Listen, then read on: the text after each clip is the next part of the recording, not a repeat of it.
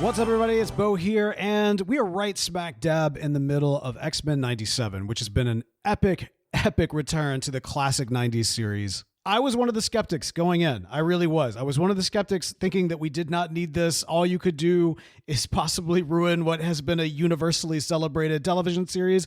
And I was wrong. They have really swung for the fences and done a fantastic job. And at this point, if you're tuning in, I'm just going to make the assumption that you are caught up, that you have seen everything up until the episode Remember It, which has been, I'm still arguing, one of the greatest episodes of television ever. They do so much in storytelling in such a small amount of time. The cliffhanger is massive. The shock is incredible. I mean, like, it's just gut-wrenching where you find yourself at the end of the episode. And my goodness, where do we go from here? That's what this is all about. I've been marinating on a couple of thoughts and theories, and I thought I'd share them out here just to see, which ones I might actually get right. Occasionally I do.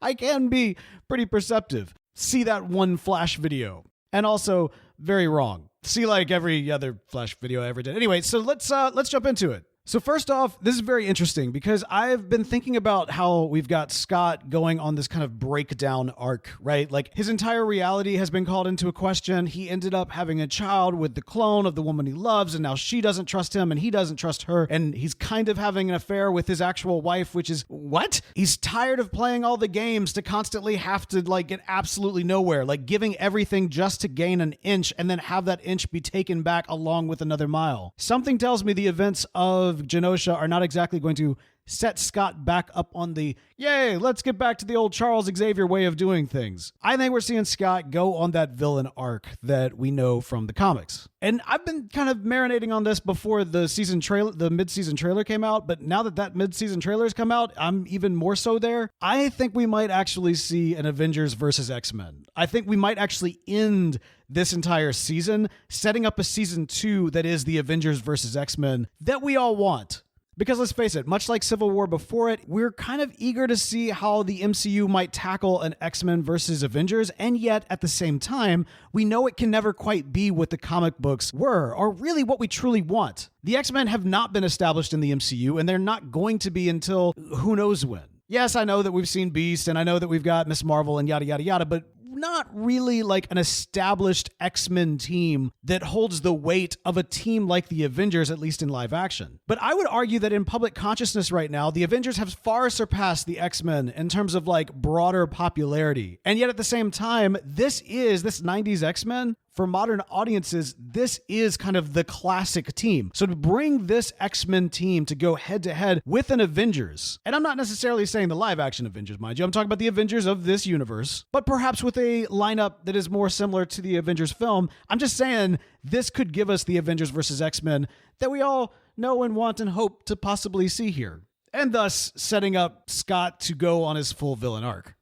All right, next theory, Magneto Lives. So I go back and forth on this one. On the one hand, everything that I just said about kind of Scott going on this arc lends itself as a story to a world in which both Magneto and Xavier have been removed, and thus we have Scott as someone who exists in this kind of mushy middle, but then takes a dark turn. However, Magneto is kind of too big of a character to totally take off the board. I feel like there's so many more stories we could get with Magneto leading the X-Men. And moreover, everything that we got at the beginning of this season kind of laid out the arc that we would theoretically see with Magneto. I mean, he tells him, everything that you claim that I have done has only been in response to what you have done. The oppressed become the oppressors, and the cycle continues. With kind of that ominous "don't make me let you down" that he gives to the UN at the end of, I want to say, episode 2. After the events of last episode with this terrorist attack to Genosha, you could see Magneto going back into that genocidal mindset towards Homo sapiens. They won't accept us, they'll never accept us, therefore they must be eradicated.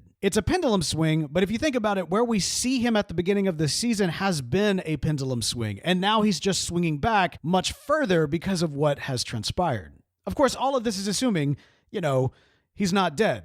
Or that he's going to come back. Here's my theory. I think that with the storyline that we get with Storm, they're going to blend some elements of her story with the story where Magneto gets resurrected. There's some elements of Shadow that play into both, and Storm also plays into both. So I'm thinking that they could potentially go this route that gives us a resurrected Magneto before the end of the season, possibly sooner rather than later. Another reason I think this is because so much of last week's episode, like the emphasis was on the death of Gambit, and while Magneto went out like a boss, I don't know, I kind of feel like maybe the extra weight was given on Gambit because Gambit's not coming back anytime soon, but Magneto might be. All right, and then final theory / conspiracy theory, Genosha was an inside job.